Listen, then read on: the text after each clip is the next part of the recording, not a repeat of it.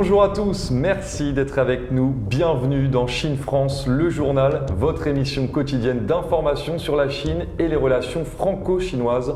Voici les titres de l'actualité. Le plus grand adepte de l'hydroxychloroquine, le professeur français Didier Raoult, estime qu'il n'y a aucun intérêt à se faire vacciner contre la Covid-19, une maladie qui selon lui n'est pas plus mortelle que les autres. Toujours en tension avec les États-Unis, la Chine riposte et force Apple à retirer 47 000 applications de l'App Store chinois. Il est rare en Chine de voir des mères donner le sein à leur bébé. Le pays a l'un des taux d'allaitement les plus bas au monde et peine à inverser la tendance malgré les efforts. Planter des arbres, c'est une nouvelle option choisie par certains revenus modestes pour gagner un peu d'argent. Bonne nouvelle pour les amateurs du ballon rond, retour autorisé dans les stades samedi pour les supporters sous certaines conditions.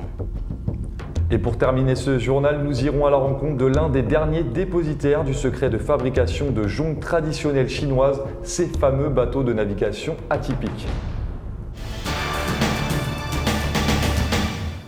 Alors que de nombreux pays se sont lancés dans une course au traitement anti-Covid-19, le professeur français contesté Didier Raoult a encore fait parler de lui dans une interview accordée à nos confrères de CNews. Il a déclaré que la Covid-19 n'est pas pire que la grippe et qu'il est sceptique sur l'utilité d'un vaccin. Vous évoquiez le vaccin. Il y a de nombreux pays qui annoncent avoir trouvé le vaccin. La Russie, Vladimir Poutine, l'Australie aussi, qui dit avoir trouvé un candidat vaccin et qui veut le rendre obligatoire pour sa population. Est-ce que vous avez des informations au sujet de ces vaccins qui sont en cours de fabrication ? Il y en a de très nombreux qui sont étudiés dans le monde entier. On voit que les milliards de dollars pleuvent dans tous les sens. Mais est-ce qu'un jour, vous pensez qu'on mettra au point un vaccin contre ce Covid-19 ? Écoutez, je n'en sais rien, parce qu'encore une fois, je n'ai pas l'habitude de prédire quoi que ce soit, donc je ne vais pas commencer, je suis trop vieux. Peut-être que ça sera un signe de changement cérébral que je redoute, si vous voulez. Deux, je ne sais pas si ça aura une utilité, j'en sais rien. Pourquoi ? Or, réellement, si vous voulez, si la maladie reste qu'elle est maintenant, je ne sais pas qui c'est qui va vouloir se vacciner pour un truc qui ne tue pas, quoi. Enfin, honnêtement. Hein. Mais avec ça, vous vous rendez compte que vous alimentez tous ceux qui sont anti-vaccins ? Non, mais si vous voulez, cette question des pro-vaccins, anti-vaccins, c'est une bêtise. Voilà, c'est une bêtise, c'est pas vrai. C'est une réalité. Non, c'est pas une réalité. C'est que, si vous voulez, moi je me souviens, je me suis disputé avec un confrère qui essayait de me donner des leçons de médecine, si vous voulez. Ce qui m'irrite beaucoup, c'est que vous pouvez pas. Si vous voulez, le monde n'est pas divisé en deux. Il n'y a que les... Je m'excuse, je pense que c'est une dérive. Il n'y a que les imbéciles qui pensent que c'est divisé en deux. Il n'y a pas un monde des pro-vaccins et des mondes des anti-vaccins. C'est pas vrai. Voilà. Donc, en plus de ça, moi, j'ai été dans un ministère dans lequel ils étaient à fond, tous contre les vaccins. Quand j'y étais, c'était juste après Kouchner et sa bêtise avec l'hépatite B. Donc, quand moi, je disais, écoutez, il faut reprendre les choses calmement, parce que c'est pas possible qu'on soit les seuls en France à avoir ça. Tout le cabinet du ministre disait, on ne peut plus demander son truc, il fait partie du lobby pharmaceutique, les vaccinats, rien que moi. Si vous voulez, après, quand vous dites, écoutez, on est en train de faire des bêtises avec le vaccin pour la poliomyélite, parce que ça fait 2 ans qu'il y a plus de poliomyélite vaccinale que de poliomyélite naturelle, on dit il est anti-vaccin. Non, je suis un scientifique. Donc la science, c'est pas une question d'idéologie, c'est autre chose. D'accord ? C'est juste de la connaissance. Donc la connaissance, c'est est-ce que à chaque fois qu'on pose la question d'un vaccin, c'est quel est le risque, quel est le bénéfice. Sans risque, il n'y a rien. Donc si vous avez 0 bénéfice, la balance risque-bénéfice est insupportable. Si vous avez des grands bénéfices, vous pouvez supporter les risques qui sont raisonnables. D'accord ? Donc, tout ça, moi, je me refuse de rentrer dans des idéologies pour enfants. Je ne le fais pas. Voilà. Et donc, j'interdis à qui que ce soit de me dire que je suis un pro ou un anti-vaccin. Enfin, c'est des trucs d'imbéciles. La vie n'est pas comme ça. C'est comme dire on est pour ou contre le vin, puis on ne peut pas être pour et contre le vin. Moi, je suis contre le fait que les gens boivent 10 litres de vin par jour, parce que vraiment, c'est pas bon pour eux, ça on est sûr. Si les gens boivent un verre de vin par jour, on ne va pas les empoisonner, les empêcher de vivre. Enfin. Le masque protège les gens dans le domaine du soin. Rien n'est clair, rien n'a été démontré sur le plan de la transmission virale. Après, c'est une situation sur laquelle il y a une certaine complexité à répondre parce que le masque ne joue pas qu'un rôle physique de protection par voie respiratoire. Il joue un rôle de signal il y a une maladie contagieuse qui circule. Dans les espaces publics clos, en extérieur et bientôt en entreprise, l'obligation du port du masque gagne du terrain. Le médecin marseillais aurait préféré une simple recommandation. Si les masques peuvent rassurer, c'est une chose, mais je suis inquiet qu'on fasse une fixation trop importante dessus, parce que maintenant, c'est les gens qui veulent vouloir faire la loi. Vous savez, il y a toujours un dictateur rentré dans beaucoup de gens qui voudrait imposer. Moi, j'ai vu ça, j'étais sidéré, le marché, quelqu'un qui engueulait tout le monde, et pas de masque. Il risque d'y avoir des tensions, des bagarres, tout ça. Grand ménage dans le magasin d'applications chinois d'Apple. 46 000 titres viennent d'être supprimés car ils n'avaient pas été approuvés par le gouvernement chinois. Les tensions entre les États-Unis et la Chine continuent de grimper. Donald Trump a déclaré depuis plusieurs semaines la guerre à TikTok et WeChat, deux applications chinoises extrêmement populaires. Ce nouvel acte de défiance envers la Chine de la part du président des États-Unis contribue à alimenter les tensions économiques et politiques entre les deux pays qui ne sont pas retombées depuis l'affaire Huawei. En guise de riposte, Pékin s'attaque à Apple. Au total, c'est plus de 47 000 titres qui ont été supprimés de l'Apple Store au début du mois. Ces applications n'avaient pas reçu l'autorisation de publication de la part du gouvernement chinois. En Chine, il est effectivement indispensable que les jeux payants distribués sur le territoire soient validés par les régulateurs nationaux, case par laquelle les milliers de jeux présents sur l'Apple Store n'étaient pas passés. Apple exploitait une faille qui permettait aux éditeurs de publier leurs titres avant validation finale par le gouvernement. Selon le site The Information, ce premier tour de vis pourrait être annonciateur d'une politique encore plus drastique. L'existence même de l'Apple Store en Chine pourrait être menacée puisque pour s'implanter en Chine, une entreprise étrangère doit impérativement signer un partenariat avec une entreprise locale afin de constituer une joint venture. Apple a fait le choix de gérer son affaire de façon indépendante et a négocié avec Pékin pour obtenir ce droit. Cela pourrait avoir de lourdes conséquences pour la firme à la pomme qui profitait jusqu'alors d'une certaine indulgence de la part des autorités chinoises. Apple doit une large part de ses revenus au marché chinois. Ses ventes en Chine ont atteint les 9,46 milliards de dollars au premier trimestre 2020 et si son magasin d'applications Apple Store venait à disparaître, l'attrait pour les iPhones serait sans doute bien moindre. De plus, la Chine abrite plusieurs de ses usines. La Chine vient en aide au Soudan du Sud. Elle a envoyé mercredi une équipe d'experts médicaux dans le but de les aider à faire face au coronavirus. Une équipe de 8 experts médicaux chinois est arrivée mercredi au Soudan du Sud pour renforcer la lutte de la nation d'Afrique de l'Est contre la pandémie de Covid-19. L'équipe, originaire de la province de Lanhui dans l'est de la Chine, est composée d'experts dans les technologies de laboratoire, les infections, les soins insensibles, la santé publique et les soins infirmiers. Au cours de leur mission de 9 jours, les médecins chinois partageront leurs connaissances et leur expérience avec de hauts responsables du gouvernement sud-soudanais, des experts locaux de la santé, des institutions médicales. Ils formeront également le personnel médical sud-soudanais à la réponse au Covid-19. Le gouvernement chinois a également fait don de fournitures médicales pour la réponse au Covid-19 au Soudan du Sud.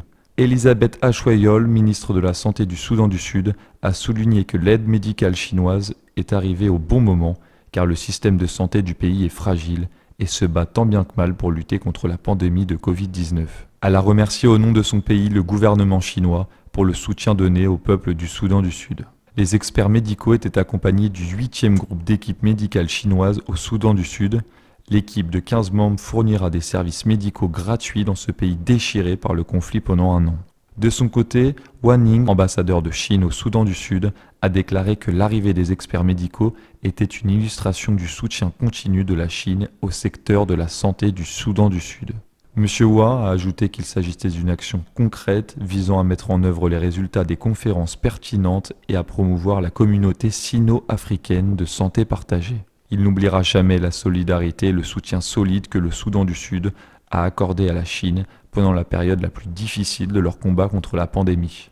Mardi, le nombre total de cas confirmés de Covid-19 au Soudan du Sud s'élevait à 2494, avec 47 décès et 1290 guérisons.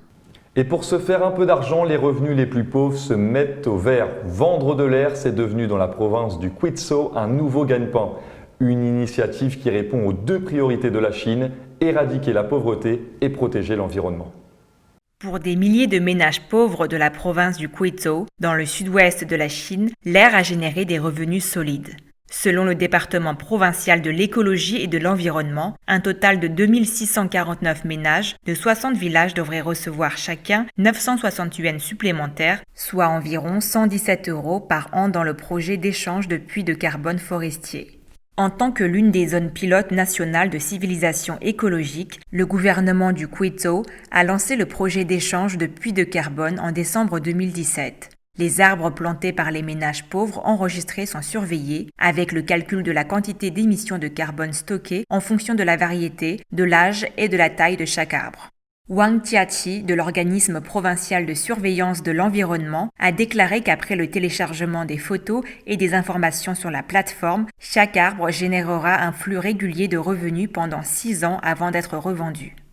Les particuliers, les entreprises et les organisations qui souhaitent minimiser leurs émissions de gaz peuvent payer pour des arbres sur la plateforme pour compenser leur empreinte carbone. L'argent généré sera directement versé aux propriétaires des arbres. À la fin du mois d'avril, 1735 personnes avaient demandé 186 000 arbres à 854 ménages via WeChat, ce qui a généré 558 000 yuans, soit environ 68 000 € pour 1860 tonnes d'émissions de carbone. De même, lors d'une activité de lutte contre la pauvreté organisée en avril, 29 entreprises ont demandé 500 000 arbres à 556 ménages avec un financement total de 1,5 million de yuans, soit environ 183 000 €, permettant ainsi de neutraliser environ 5 000 tonnes d'émissions de carbone. Afin d'inciter plus de personnes et d'entreprises, des certificats seront délivrés aux contributeurs et leurs actions seront également enregistrées sur une plateforme nationale d'échange d'informations sur le crédit pour consultation publique. D'autres provinces, dont le Tianxi et le Fujian, ont également mis en place des mesures similaires pour lutter contre le changement climatique et la pauvreté, ouvrant ainsi une voie verte pour éradiquer la pauvreté en Chine. Le ministère chinois de la Santé a lancé le mois dernier une campagne sur les réseaux sociaux, à la télévision et dans les journaux pour inciter les femmes à allaiter. Mais les femmes qui allaitent en Chine sont encore trop peu nombreuses. Seul un bébé chinois sur 5 est nourri exclusivement au lait maternel durant les 6 premiers mois de sa vie, comme le recommande pourtant l'OMS, l'Organisation mondiale de la santé. C'est moitié moins que la moyenne planétaire selon l'UNICEF. Et c'est encore très loin de l'objectif du gouvernement, celui d'atteindre 50% de bébés nourris totalement ou partiellement au sein en 2020. Les autorités tentent d'encourager l'allaitement avec des salles réservées dans les parcs ou les gares, mais sans grand succès. Seuls 12% des nourrissons naissent dans des hôpitaux où le personnel a été formé au phénomène de lactation selon l'UNICEF. Les autorités ont déjà tenté d'améliorer les choses. Dans les années 1990, elles avaient fixé l'objectif de 80% de bébés exclusivement nourris au sein d'ici 2000. Mais les chiffres n'ont jamais été atteints et ne devraient pas l'être non plus en 2020, estiment la plupart des experts. Pourtant, nourrir exclusivement les nouveau-nés avec du lait maternel durant les 6 premiers mois sauverait 800 000 vies et l'équivalent de 250 milliards d'euros de frais médicaux au niveau mondial chaque année, selon une étude publiée dans la revue scientifique The Lancet. L'OMS préconise d'allaiter jusqu'à l'âge de 2 ans en raison des bienfaits en termes d'immunité et de nutrition, mais seulement 5% des mères chinoises le font. Selon l'UNICEF, donner le sein est aussi profitable à la mère. Il permettrait d'éviter diabète, maladie cardiaque ou dépression postnatale. Mais le plus grand défi, c'est la publicité omniprésente pour le lait maternisé. En 2017, la Chine avait abrogé une loi régulant le marché du lait infantile. Elle interdisait notamment au personnel soignant d'en faire la promotion. Elle n'avait toutefois nullement empêché certains groupes agroalimentaires, dont Danone, de payer les médecins pour qu'ils placent leurs produits auprès des jeunes mamans. Les publicités ont tendance à présenter les laits infantiles comme ayant les mêmes qualités nutritives que le lait maternel, alors que c'est un mensonge total. La plupart des femmes apportent même du lait en poudre lorsqu'elles viennent accoucher. Pourtant, selon la loi, les femmes chinoises sont autorisées dans les entreprises à prendre 1 heure par jour, en plus de leur pause déjeuner, pour allaiter ou tirer leur lait. Mais beaucoup craignent d'être mal vus. Le ministère de la Santé chinois a bien lancé le mois dernier une campagne sur les réseaux sociaux, à la télévision et dans les journaux pour inciter les femmes à allaiter. Mais pour les experts, tant que le personnel médical ne sera pas assez formé, que la pratique ne sera socialement pas acceptée et que les producteurs de lait infantile ne seront pas davantage encadrés, le nombre de femmes chinoises allaitantes restera trop faible. C'est un travail qualifié d'héroïque lors de cette crise sanitaire. Les Chinois sont de plus en plus nombreux chaque année à s'orienter dans une carrière de médecin. Le métier a marqué ces dernières années une forte augmentation. La Chine comptait plus de 3,86 millions de médecins à la fin de 2019, marquant une augmentation significative par rapport aux années précédentes, avec une croissance particulièrement rapide du nombre de praticiens au niveau communautaire, a déclaré mercredi un responsable chinois de la santé. Kuo Yanrong, responsable de la Commission nationale de la santé, a annoncé lors d'une conférence de presse que le nombre de médecins en Chine avait augmenté de 830 000 depuis 2015, marquant une croissance de 27,2%. Parmi ces médecins, plus de 1,43 million sont des praticiens dans des établissements médicaux et de santé communautaire, soit une augmentation de 30,4% par rapport à 2015, a indiqué le responsable. Les chiffres montrent que le développement des médecins au niveau communautaire a dépassé la tendance globale au développement, a-t-elle ajouté. Mercredi 20 août a marqué l'édition 2020 de la Journée des médecins. Nouveau progrès technologique, fini les tests et début des opérations officielles pour Gaofen 7. Le satellite chinois est entré en service hier. C'est un énorme progrès pour les capacités d'arpentage et de cartographie du pays.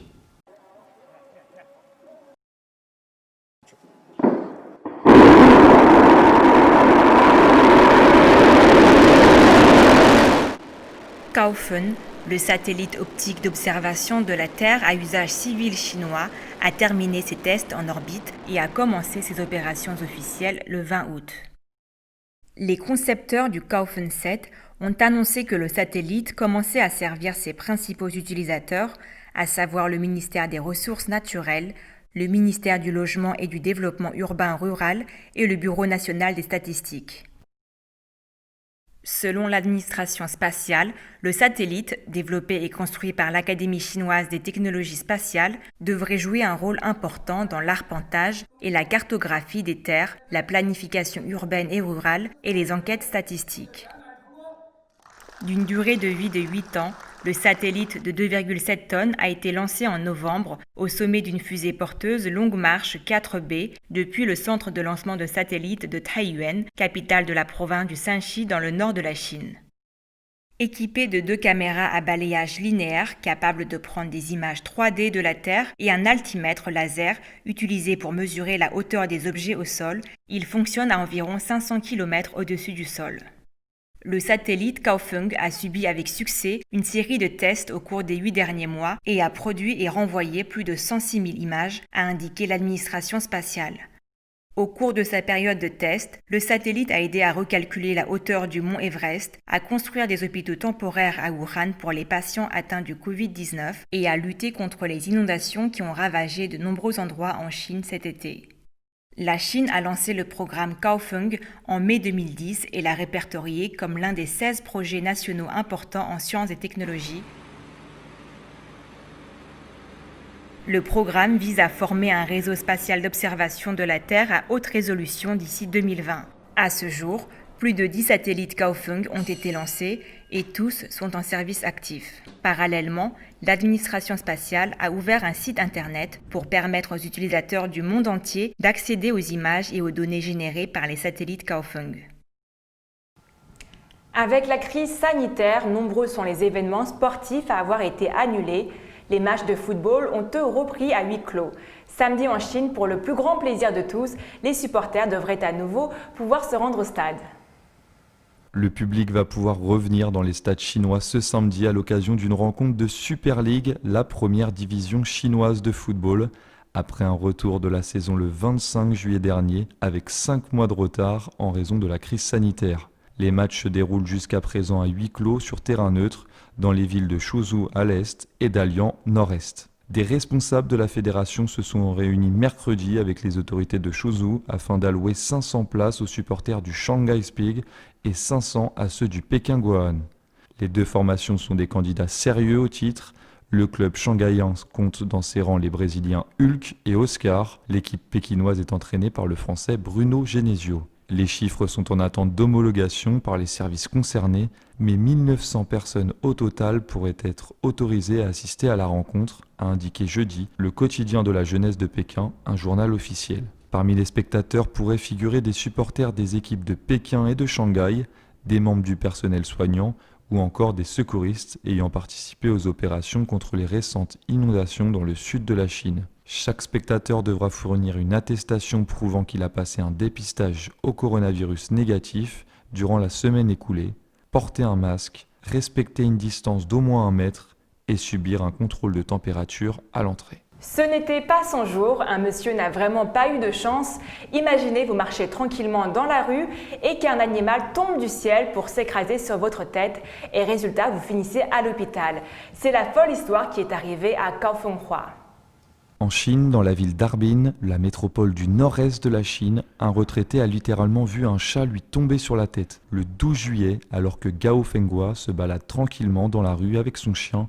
Il reçoit un coup sur la tête. Les images des caméras de surveillance montrent le retraité s'effondrer au sol. Au ralenti, on distingue un animal et plus précisément un chat. Un témoin de l'attaque inhabituelle a directement appelé les services d'urgence et l'homme a été amené dans un hôpital voisin pour y être soigné. L'hôpital a découvert que l'homme avait subi une lésion de la moelle épinière cervicale du fait de l'atterrissage du félin sur sa tête. Par la suite, les médias anglais ont découvert que le chat appartenait à un riverain, M. Yu. L'homme avait enfermé son chat sur son balcon parce qu'il était en chaleur. Ce dernier aurait alors tenté de s'enfuir, sauf que la chute n'a pas été sans conséquence pour Gao Fenghua. Le vieil homme a dû passer 23 jours à l'hôpital avec une minerve autour du cou. Désormais, il réclame une compensation financière au propriétaire du chat, M. Yu. Selon le Daily Star, M. Yu aurait pour l'instant accepté de payer 60 000 yuan, environ 7 300 €, loin des 150 000 yuan réclamés, soit plus de 18 000 €. Et pour finir ce journal, on voyage ou on navigue dans l'une des plus célèbres villes historiques et culturelles de la Chine, à Shenzhou, dans la province du Fujian, à la rencontre des secrets des jonques traditionnelles chinoises. La ville de Quanzhou a été reconnue comme point de départ de la route de la soie maritime par l'UNESCO en 1991. Le port de Quanzhou était l'un des plus grands au monde au cours des dynasties Song et Yuan, soit entre le Xe et le XIVe siècle. Les jonques ont été jusqu'au XIXe siècle le moyen traditionnel de navigation des marins et commerçants chinois. Chen Fangcai maîtrise les secrets de leur conception. C'est un passionné qui a dévoué sa vie à la préservation de cet art de la fabrication des jonques traditionnelles. Il nous accueille dans son atelier.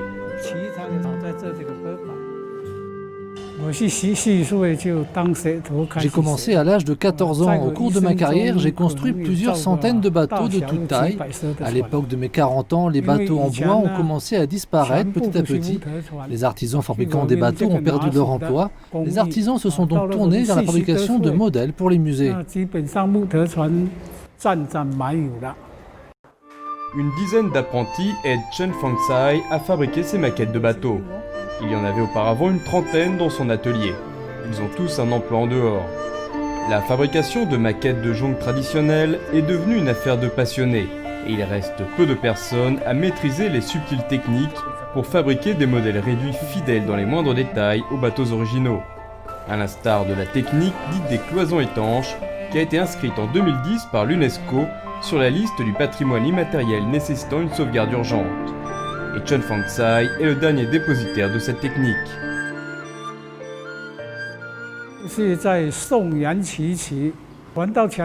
les dynasties Song et Yuan, la technique des cloisons étanches a été transmise à l'étranger et est devenue de plus en plus utilisée par les marins du monde entier. Grâce à cette technique, si l'un des compartiments est endommagé, l'eau ne passe pas dans les autres compartiments et permet au bateau de ne pas couler. Et en second lieu, cela évite aux marchandises stockées dans les autres compartiments d'être abîmées.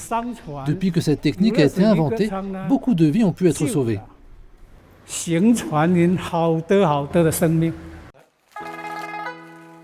Le gouvernement a réalisé le risque de voir ce savoir-faire traditionnel disparaître par manque de vocation. Des programmes ont été lancés pour enseigner ces techniques dans les lycées, mais leur apprentissage et leur maîtrise nécessitent d'y consacrer beaucoup de temps, et les débouchés professionnels sont très réduits. Monsieur Chen fait tout son possible pour les sauvegarder, et il a un rêve, celui de construire en taille réelle le vaisseau amiral de la flotte dirigée par le fameux explorateur et émissaire chinois, l'amiral Cheng He, lors de ses expéditions qu'il avait menées jusqu'à la côte orientale de l'Afrique au XVe siècle.